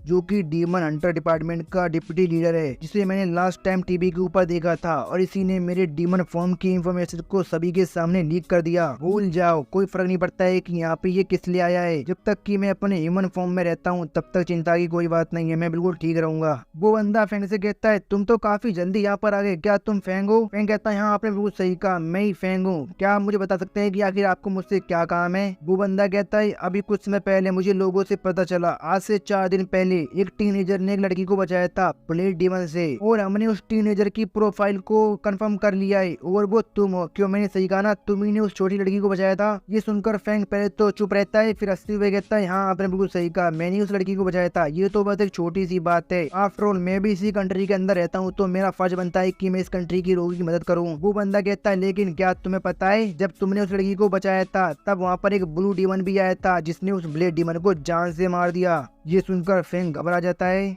फैंग कहता है क्या वहाँ पर एक ब्लू डीमन आया था जिसने उस ब्लैक डीमन को जान से मार दिया। ओ हाँ, अभी मुझे याद आया, मैंने उसे न्यूज में देखा था। ये वही ब्लू डीमन है ना जिसको सब डीमन लॉर्ड कहते हैं। और उन दोनों की बातें दूर से एक बिल्डिंग के पीछे छुप कर लोंग भी सुन रही होती है। लोंग सोच रही होती है आखिर ये सब क्या हो रहा है। फैंग कब से इन डीमन हंटिंग यूनियन के लोगों के साथ इन्वॉल्व हो गया। हंटिंग यूनियन का बंदा कहता है तुम्हारी टाइमिंग काफी ज्यादा अच्छी थी, जब तुम वहाँ पर थे तभी वो डीमन लॉर्ड वहाँ पर आया, तो तुम जरूर से मिलोगे। क्यों, मैंने सही कहा ना। तो मुझे बताओ कि आखिर वहाँ पे क्या हुआ था। ये सुनकर फैंग पहले तो कुछ देर चुप रहता है, फिर कहता है हाँ मैं उससे मिला था। जब मैं उस छोटी लड़की को बचा रहा था तब वो डीमन वहाँ पर आया था और मैं काफी बुरी तरह से घायल था, इसलिए मैं ज्यादा कुछ तो नहीं देख पाया। लेकिन मैंने जितना भी देखा उस ब्लू डीमन ने वहाँ पे आने के बाद उस ब्लैक डीमन को जान से मार दिया। और मैं उन लोगों की फाइट को भी ज्यादा नहीं देख पाया क्योंकि वो लोग काफी तेजी से फाइट कर रहे थे और मुझे केवल शेडोज दिखाई दे रही थी। डीमन हंटिंग यूनियन का बंदा कहता है तो अच्छा ऐसी बात है, तो फिर वो ब्लू डीमन उस ब्लैक डीमन को मारने के बाद कहाँ गया। फैंग कहता है सच कहूँ तो मुझे नहीं पता है। वो डीमन लॉर्ड वहाँ पर आया और उसने उस ब्लैक डीमन को जान से मार दिया, उसके बाद वो वहाँ से गायब हो गया, पता नहीं चला कि वो कहाँ गया। डीमन हंटिंग यूनियन का बंदा कहता है लेकिन हमने वहाँ पे लगे हुए सारे कैमरास को चेक किया और हमें एक भी ट्रेस नहीं मिले उस डीमन लॉर्ड के वहाँ से जाने के। इस सब का तो बस एक ही अंतर बनता है कि वो डीमन लॉर्ड वहाँ से गया ही नहीं बल्कि वो तुम्हारी बॉडी के साथ मर्ज हो गया। ये सुनकर फैंग घबरा जाता है। फिर वो हंटर यूनियन का बंदा अपनी पावर का इस्तेमाल करता है और वहाँ पे दो बड़े से हड्डियों से बने हुए हाथों को समन कर लेता है जिनकी मदद से वो फैंग को पकड़ लेता है। फैंग सोच रहा होता है क्या समनिंग एबिलिटी, ये तो काफी ज्यादा खतरनाक एबिलिटी है और ये बंदा तो ऑलमोस्ट सी क्लास पे पहुंचने वाला है। मुझे नहीं लगता है कि मेरे पास इतनी ताकत है कि मैंने तोड़ के आजाद हो पाऊंगा। तभी वहाँ पर लोंग आ जाती है और वो चिल्लाती हुई कहती है तुम फैंग के साथ क्या कर रहे हो। लेकिन वो डीमन हंटिंग यूनियन का बंदा अपनी हड्डी के दूसरे हाथ से लोंग को वहीं पे रोक देता है और कहता है ये डीमन हंटिंग यूनियन का काम है, इसमें कोई भी इंटरफेयर नहीं कर सकता है, लड़की इससे दूर रहो। लोंग सोच रही होती है डैम ये बंदा तो काफी ज्यादा ताकतवर है, इसकी ताकत में और मेरी ताकत में काफी बड़ा अंतर है, लगता है कि मैं फैंग की मदद नहीं कर पाऊंगी। फैंग उस बंदे से चिल्लाते हुए कहता है क्या तुम पागल हो, मैंने तुमसे कहा ना कि मैं कोई डीमन लॉर्ड नहीं हूँ, आखिर तुम मुझ पे भरोसा क्यों नहीं कर रहे हो। डीमन हंटिंग यूनियन का बंदा कहता है क्योंकि ये केस काफी ज्यादा सीरियस है, ये कोई छोटा मोटा केस नहीं है, इससे काफी सारे इंसानों की जान जुड़ी हुई है, इसलिए मैं इस सबको इतनी आसानी से तो नहीं जाने दे सकता हूँ। और अगर तुम ये प्रूव करना चाहते हो कि तुम वो डीमन लॉर्ड नहीं हो तो तुम्हें अभी ये टेस्ट देना होगा। फिर वो डीमन हंटिंग यूनियन का बंदा अपने हाथ में अपनी पावर रिलीज करता है और अपनी पावर को फैंग की बॉडी के अंदर डालता है। ये देखकर फैंग घबरा जाता है। फैंग सोच रहा होता है अरे नहीं लगता है कि अब मेरे डीमन ट्रांसफॉर्मेशन मोड का राज सभी के सामने आ जाएगा और अगर ऐसा हुआ तो ये लोग मुझे पकड़ के मेरे ऊपर रिसर्च करेंगे। क्या सच में मैं आज इसी तरह से मरने वाला हूँ। और जब वो डीमन हंटिंग यूनियन का बंदा अपनी एनर्जी को फैंग की बॉडी के अंदर डाल के उसकी बॉडी के अंदर डीमोनिक एनर्जी को ढूंढने की कोशिश कर रहा होता है तो वो काफी ज्यादा हैरान हो जाता है क्योंकि उसे फैंग की बॉडी के अंदर कुछ भी नहीं मिलता है, 1% भी डीमोनिक एनर्जी नहीं मिलती है। डीमन हंटिंग यूनियन का बंदा सोच रहा होता है ये काफी ज्यादा अजीब है, इस लड़के की बॉडी के अंदर तो 1% भी डिमोनिक एनर्जी नहीं है, लगता है कि ये सच कह रहा था। इस बच्चे की बॉडी के अंदर तो बस नॉर्मल हंटर एनर्जी है जो कि बाकी सभी हंटर्स के अंदर होती है। फिर वो डीमन हंटिंग यूनियन का बंदा कहता है लड़के मुझे माफ करना, लगता है कि इस बार हमसे गलती हो गई, तुम अब आजाद हो। और वो डीमन हंटिंग यूनियन का बंदा फैंग को अपनी हड्डी वाले हाथ से आजाद कर देता है और फैंग की हालत काफी ज्यादा खराब हो गई होती है। फिर वो डीमन हंटिंग यूनियन का बंदा वहाँ से जाने लगता है। तभी पीछे से लोंग चिल्लाती हुई कहती है हे तुम वहीं पे रुको, तुम्हें क्या लगता है कि तुम यहाँ पे आगे किसी को भी परेशान कर सकते हो और फिर तुम यहाँ से चुपचाप जा सकते हो। फैंग कहता है लोंग उसे जाने दो, इसमें उसकी कोई गलती नहीं है। डीमन हंटिंग यूनियन का बंदा कहता है बच्चे मैं तुम्हें याद रखूंगा और हम नेक्स्ट टाइम जरूर मिलेंगे। फैंग कहता है और मैं उम्मीद करता हूँ कि हम दोबारा कभी भी ना मिलें। फैंग सोच रहा होता है ये तो काफी ज्यादा अच्छी बात है कि उस बंदे को मेरी बॉडी के अंदर डिमोनिक एनर्जी नहीं मिली, वरना मैं काफी बड़ी प्रॉब्लम में पड़ जाता। लगता है कि मेरे डीमन फॉर्म ने खुद को अब काफी अच्छे से मेरी बॉडी के अंदर छुपा लिया था। लोंग कहती है फैंग क्या तुम ठीक हो। फैंग कहता है हाँ मैं ठीक हूँ और मैं उम्मीद करता हूँ कि डीमन हंटिंग यूनियन के लोग दोबारा कभी भी किसी और के साथ ऐसा नहीं करेंगे। लोंग कहती है सच में आज का दिन तो काफी ज्यादा अजीब था, आज तो काफी सारी अजीब सी चीजें हुई, मुझे तो काफी ज्यादा चिंता हो रही है। फैंग कैसा रहेगा कि आज रात हम डिनर साथ में करें। फैंग कहता है ठीक है फिर साथ में डिनर करते हैं। और फैंग सोच रहा होता है ये पहली बार है जब लोग ने मुझे डिनर पे इनवाइट किया है तो मैं जरूर जाऊंगा। फिर हमें डोंग जाओ सिटी को दिखाया जाता है। लोंग और फैंग सड़क से जा रहे होते हैं। फैंग सोच रहा होता है ओ भाई भाई साहब लोंग तो आज काफी सुंदर लग रही है, ये आज ही सुंदर लग रही है, ये हमेशा से थी और मैंने इस पे कभी ध्यान ही नहीं दिया। तभी लोंग की नजर एक कपल पे पड़ती है जो हाथों में हाथ डाल के जा रहे होते हैं। तभी लोंग कहती है फैंग कैसा रहेगा कि हम एक दूसरे के हाथों को पकड़ कर चलें। फैंग कहता है यहाँ क्यों नहीं, चलो हाथ पकड़ते हैं। और फैंग जल्दी से लोंग के हाथ को पकड़ लेता है। फैंग कहता है लोंग तुम्हें नहीं लगता है कि हम लोग किसी डेट पर आए हैं? लोंग कहती है हाँ मुझे भी ऐसा ही लग रहा है। और लोंग मन में सोच रही होती है फैंग तुम एक नंबर के बेवकूफ हो, मैं तुम्हें डेट पर ही लाई हूँ। फिर तभी फैंग के सामने श्याओ हो जाती है, वही हंटिंग यूनियन की ऑफिसर। श्याओ कहती है फैंग तुम यहाँ पर? फैंग कहता है श्याओ हंटिंग यूनियन से तुम यहाँ पे क्या कर रही हो? लोंग कहती है फैंग क्या तुम एक दूसरे को जानते हो? श्याओ कहती है फैंग आखिर ये कौन है? श्याओ सोची होती है जब फैंग पहली बार हंटिंग यूनियन में आया था तो मुझे लगा था कि फैंग सिंगल है और मैं सोचा था कि जब मेरे पास फ्री टाइम होगा तो मैं फैंग के साथ डिनर पे जाऊंगी। फैंग कहता है ओ ये लोंग है और ये मेरी क्लासमेट है। लोंग भी फैंग के हाथ को पकड़ कहती है हाँ फैंग ने सही कहा, मैं उसकी बचपन की दोस्त हूँ। श्याओ सोची होती है बचपन की दोस्त, ऐसा लगता है कि मेरा फैंग के साथ कोई चांस नहीं है। फिर फैंग श्याओ से कहता है श्याओ हम लोग अभी डिनर करने जा रहे हैं, कैसा रहेगा कि तुम भी हमें ज्वाइन कर लो? श्याओ वहाँ से जाते हुए कहती है नहीं तुम दोनों जाके डिनर करो, मुझे घर जाना है। और हाँ भूलना मत जब तुम्हारे पास खाली टाइम हो तो तुम्हें बस प्रेसिडेंट जाउटी के पास जाना है, वो तुम्हें याद कर रहे थे, वो तुम्हें कुछ नई फाइटिंग स्किल सिखाना चाहते हैं। फैंग कहता है ठीक है तो फिर हम बाद में मिलते हैं। और फैंग सोच रहा होता है अच्छी बात है कि श्याओ को कोई भी गलतफहमी नहीं हुई। फिर लोंग कहती है फैंग ऐसा लगता है कि तुम मेरे साथ डिनर पे जाना ही नहीं चाहते हो। फैंग कहता है नहीं ऐसा तो कुछ भी नहीं है, ये तो बस एक डिनर है, फिर आखिर मैं तुम्हारे साथ क्यों नहीं जाना चाहूंगा। और फैंग सोच रहा होता है जेलसी। फिर फैंग लोंग से कहता है चलो मैं तुम्हें लेके चलता हूँ, मैं यहाँ पे एक अच्छे रेस्टोरेंट को जानता हूँ जहाँ पे काफी अच्छा बारबेक्यू मिलता है, मैं तुम्हें वो खिलाता हूँ। लोंग कहती है नहीं मैं आज थोड़ी थकी हुई हूँ, आज मैंने पूरे दिन में काफी एनर्जी का इस्तेमाल किया इसलिए मैं काफी थक गई हूँ। फैंग कहता है तो फिर मैं तुम्हें उठा के नहीं चलता हूँ, तुम्हें श्रमानी जरूरत नहीं है। लोंग कहती है तो इसके बारे में तुम्हारा क्या ख्याल है? और हमें दिखाया जाता है लोंग सीधा फैंग के सर पे ही चढ़ गई होती है। फैंग कहता है मैं तुमसे कहा था कि मैं तुम्हें उठा के नहीं चलूंगा, ना कि अपने ऊपर राइड कराऊंगा। लोंग कहती है तो इसमें क्या दिक्कत है, बचपन में भी तो मैं तुम्हारे ऊपर राइड करती थी। ये सुनकर फैंग हंसने लगता है। फिर फैंग को पुराने समय की याद आ जाती है जब वो लोंग को अपने ऊपर बिठा के राइड कराता था और वो रास्ते में जाते समय केले के छिलके पे फिसल के गिर जाते थे जिससे लोंग रोती थी तो फैंग उसे चुप कराता था। उन यादों को याद करके फैंग सोच रहा होता है काफी अच्छी यादें थी, लेकिन अब लोंग काफी ज्यादा बड़ी हो गई है और भारी भी। फैंग कहता है ठीक है तो फिर चलो जल्दी तो चलते हैं। लोंग कहती है आराम से फैंग। फिर हमें रेस्टोरेंट का सीन दिखाया जाता है। फैंग ने काफी सारा खाना मंगाया होता है और खुद ही खा के खत्म भी कर दिया होता है। फैंग कहता है इस रेस्टोरेंट का खाना काफी ज्यादा बढ़िया होता है इसलिए मैं हमेशा यहीं पर आता हूँ। लोंग सोच रही होती है फैंग तो एक नंबर का भुक्कड़ है, वो तो बस भुक्कड़ों की तरह खाना खाए जा रहा है और मुझसे बात ही नहीं कर रहा है। तभी उन दोनों को अपने बगल में बैठे हुए दो लोगों की बातें सुनाई देती हैं। वो लोग बातें कर रहे होते हैं। पहला बंदा कहता है ए क्या तुमने सुना सड़क पे एक लड़की की लाश को जला के लटका दिया गया? दूसरा बंदा कहता है हाँ मैंने भी उस सीन को देखा, वो तो काफी ज्यादा खतरनाक सीन था, उस लड़की की बॉडी को तो पोल पे ही लटका दिया। उन दोनों बंदों की बात सुन के फैंग कहता है इसी तरह से तो मेरे पेरेंट्स की मौत हुई थी, ये लोग जिस इंसिडेंट के बारे में बात कर रहे हैं बिल्कुल उसी तरह का इंसिडेंट मेरे मॉम डैड के साथ हुआ था। पता नहीं क्यों मुझे अब काफी ज्यादा अजीब फीलिंग आ रही है इस केस को लेकर। लोग कहती है ठीक है फिर चलो हम भी चल के देखते हैं उस बॉडी को। फैंग कहता है हाँ क्यों नहीं, चलो चल के देखते हैं। और फैंग सोच रहा होता है मुझे उम्मीद है कि मुझे इस केस से अपने मॉम डैड के बारे में कुछ पता चल जाए। फिर हमें सड़क का सीन दिखाया जाता है। हमें एक पोल को दिखाया जाता है, इसके ऊपर एक लड़की की लाश को जला के बांध रखा होता है और उसके पास काफी सारे लोगों ने भीड़ लगा रखी होती है। उस बॉडी को देखकर फैंग कहता है इस लड़की को देख के लग रहा है कि जिसने भी इसे मारा है वो सभी लोगों में अपना डर बनाना चाहता है। तभी लोग घबराते हुए कहती है अगर मैं गलती नहीं कर रही हूँ तो इस बॉडी के सिर के ऊपर जो सिंबल बना हुआ है वो तो डेविल चर्च का सिंबल है। फैंग कहता है डेविल चर्च, आखिर ये डेविल चर्च क्या है? और इसी के साथ ये एपिसोड खत्म होता है। वीडियो देखने के लिए थैंक यू और हमें मिलते किसी और वीडियो में, तब तक के लिए बाय बाय।